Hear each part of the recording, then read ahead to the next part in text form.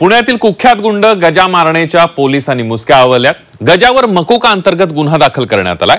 IT engineer मारहाण प्रकरणामध्ये गजा मारणेला अटक करण्यात आली आणि त्यामुळे पुन्हा एकदा गुंड गजा मारणेच्या पुण्यातील गुंडगिरीची जोरदार चर्चा सुरू झाली आहे। पुण्यातील कुख्यात गुंड गजा मारणेची गुंडगिरी काही थांबता थांबत नाहीये। आता गजा मारणेला पुन्हा अटक करण्यात आली आहे। गजावर आतापर्यंत खून, खुनाचा प्रयत्न, खंडणी, अपहरण असे अनेक गुन्हे दाखल आहेत। मात्र आता त्याला अटक झाली आहे ती एका मारहाण प्रकरणात। शिवजयंतीच्या मिरवणुकी दरम्यान रस्त्यावरून जाणाऱ्या एका आयटी अभियंत्याला गजा मारणेच्या टोळीतील गुंडांनी जबर मारहाण केली आहे। मारहाण झालेला देवेंद्र जोग नावाचा हा अभियंता केंद्रीय राज्यमंत्री मुरलीधर मोहोळ यांचा कार्यकर्ता निघाला आणि या प्रकरणाचं गांभीर्य वाढलं। मंत्र्यांकडून संताप व्यक्त केल्यानंतर पोलिसांनी गुंड गजा मारणेच्या मुसक्या आवळल्या। गजासह त्याच्या टोळीतील 3 गुंडांना अटक करण्यात आली आहे।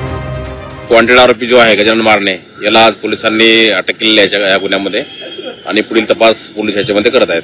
गुन्ह्यामध्ये देवेंद्र जोग च्या मॅटरमध्ये 307चा गुन्हा दाखल आहे। त्या गुन्ह्यामध्ये ऑलरेडी 3 आरोपी अटक आहेत आणि हे 4था आरोपी आता आपण ताब्यात घेतलेला आहे। अजून याच्यामध्ये 2 आरोपी अजून वॉन्टेड आहेत, त्याचा पण पोलीस लवकरच शोध घेतील आणि त्यांना पण अटक करतील। तर गजा मारणेचा या प्रकरणात कोणताही संबंध नाहीये।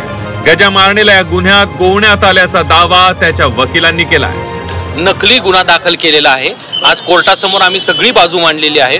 आज 6 दिवसानंतरून त्यांनी 4 आणि 5 आरोपींनी म्हणजे गजानन मारणे आणि रुपेश मारणेंनी त्यांना इन्स्टिगेट केलं, त्यांना प्रोत्साहन केलं मारायला, अशा प्रकारचं एक स्टेटमेंट आणलेलं आहे। 6 दिवस काय झोपले होते का सगळे? 6 दिवस काय चाललं होतं तर त्या प्रकारे कुठलेही सांगण्यात आलेलं नाही। पूर्ण बनावट गुन्हा दाखल केला।